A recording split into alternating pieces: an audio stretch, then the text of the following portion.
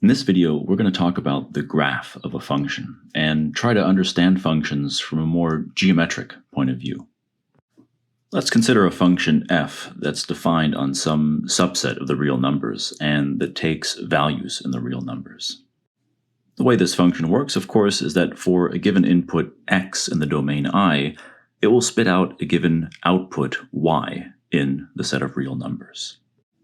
If we wanted to, we could gain some more information about what this function is doing by constructing a table that lists some of its values. So in the first column of our table, we would indicate x values, or inputs to the function. And then in the second column, we would indicate the corresponding outputs of the function at those inputs. So the value of the function at x equals 0 might be 2, for instance. And it could be that f of 1 is equal to 5. And let's say that f of 2 is equal to 3. And in general, our table would end up listing pairs of numbers, x and y, right? An input x and an output y equal to f of x. Indeed, we could say that what our table is generating is a system of ordered pairs of numbers, where the input of the function is the first number in the pair, or the first coordinate of the pair, and where the output of the function is the second coordinate of the pair. Be careful, by the way, not to confuse this notation with interval notation. The notation for an ordered pair looks the same as interval notation, but it's only intended to designate two different numbers, in our case, an input and an output value. This idea leads us to the formal and abstract definition of the graph of a function, which we will soon make more visual. But let's look at the definition first. It says that the graph of an arbitrary function f from a to b is the set of all ordered pairs x, f of x, where x belongs to the domain of f. And if we wanted to be even more formal still, we could write this using set theoretic notation as follows. We say that the graph of f is the set of all ordered pairs x, f of x, where x is allowed to range over the entire domain of the function f. Right, so the graph of f, formally speaking, is just all of the ordered pairs where the first coordinate is an input of the function and the second coordinate is the corresponding output of the function. Now, that formal definition is important to understand, but why it's really important is because it leads us to a wonderful way to visualize functions and give a kind of geometric meaning or geometric character to a given function. And the way this works is as follows. Since our function is defined on the real number line and takes values in the real number line, what we can do is take two copies of the real line and superimpose them on one another, as shown here. So there will be a horizontal copy of the real number line, which is where the domain of the function is intended to live. And there will also be a vertical copy of the real number line, where the range of the function is intended to live. Since both of these lines, or axes, represent the real number line, we can go ahead and mark each of them with the set of real numbers, like so. And in fact, it's common to refer to the horizontal line as the x-axis, and the vertical line as the y-axis.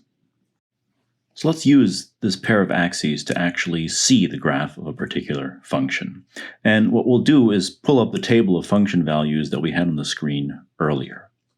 The first row in that table tells us that the value of the function at the input x equals 0 is equal to 2. And so what we do is simply the following. We locate the point 0 on the x-axis. That happens to be right where the two axes cross. And then the output 2 on the y-axis. And then at that position, we indicate a point on the graph of our function. And this will be the point, of course, 0, 2. Next, moving on to the second row in the table, we would locate the input 1 on the horizontal axis, and then the input 5 on the vertical axis, and associate once again to those two numbers a particular point, 1, 5. And turning to the third row in the table, we locate the input 2 on the horizontal axis and the output 3 on the vertical axis, and then also mark a point correspondingly. So the point 2, 3. So these 3 points, which come from our table, are all points on the graph of a particular function.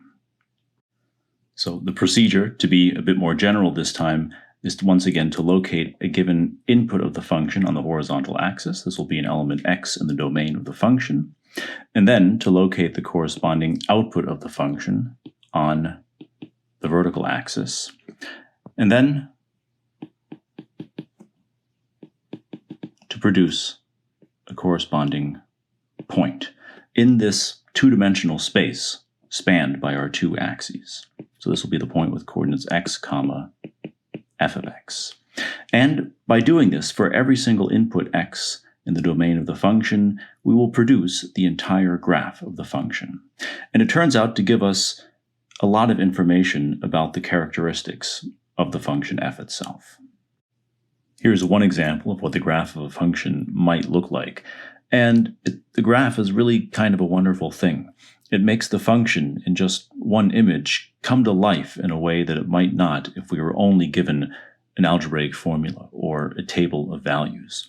Indeed, just by contemplating this image, we can gain a lot of information about what the function is doing and what it's up to, as it were.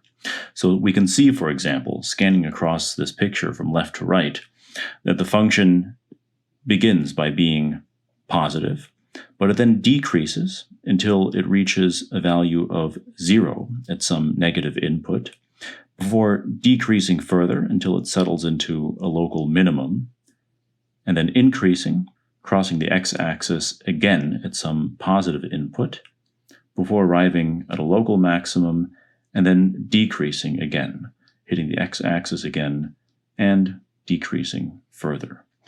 All of this information becomes readily apparent just by one glance at the graph of this function. Indeed, by moving back and forth between a function which is presented to us using algebraic notation, or an algebraic formula like y equals 1 over 1 plus x squared, and the corresponding graph of that function, we actually realize and begin to appreciate a wonderful interplay between algebra and geometry in mathematics that will be present in almost any kind of mathematics that you study, and is something that's important to be on the lookout for. On the one hand, an algebraic formula defines a function in a rigorous way, but the graph of the function, which comes from the formula, tells us a lot about the function's behavior. And indeed, the graph can inform the algebra, making the formula come to life, and the algebra can also inform the geometry, allowing us, for example, to locate places where the graph is equal to 0, or where it crosses the y-axis. So let's say someone gives us an equation of the form f of x equals 0, and asks us to solve that equation, or in other words, to find all values of x that make the equation true. Well, we may be able to solve this equation using algebra alone, but look at how the geometry and the algebra interact with one another. Indeed, if we're able to produce the graph of that function f of x, then we can see right away where it's equal to 0. The places where f of x equals 0 are simply the places where it crosses the x-axis. And so our graph shows us right away that this equation should have 2 solutions. If our equation instead took the form f of x equals -2 for the exact same function f, then this time we can also understand from the graph how many solutions the equation should have. This time we would look to see where the graph of our function intersects the horizontal line at height -2, and would be able to see that that happens at exactly 1 point, showing us that this particular equation has exactly 1 solution.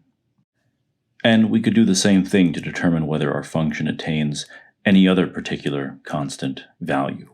So for example, the equation f of x equals -3 would, according to our picture, have no solutions because our function never crosses the horizontal line at height -3.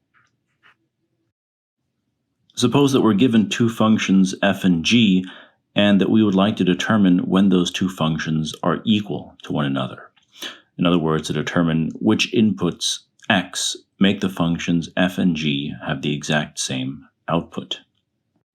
Then by producing the graphs of f and g, we will be able to, if not find the exact solutions to the equation, to at least determine how many solutions there are. And the key here is to understand at how many places the graphs of f and g intersect one another. Our picture shows that that happens, in this case, at exactly 4 points, 4 values of x. And therefore we can say that the equation f of x equals g of x has 4 solutions, simply by considering the geometry of the situation. Now we've seen that a function defined on the real line naturally gives us a graph in the xy plane. But let's try to consider the converse of this situation. That is to say, if we're given a graph in the xy plane, a collection of ordered pairs that have been plotted in two-dimensional space, does that necessarily come from the graph of a function? The answer in general is no. And one nice way to test whether a given graph is the graph of a function is the so-called vertical line test. It states that a graph in the xy plane is the graph of a function, y equals f of x, if and only if any vertical line drawn in the xy plane intersects the graph at most 1 point. So let's have a look at a particular graph and ask ourselves if this is the graph of a function. And what we need to do here, if we're going to apply the vertical line test to answer that question, is simply check whether drawing a vertical line through this graph, just like so, or perhaps like this, will ever cause the vertical line to intersect the graph at more than 1 point. It turns out that the answer here is no. And even if I were to draw a vertical line through this break or discontinuity in the graph, I would notice that the vertical line still only intersects the graph at just 1 point.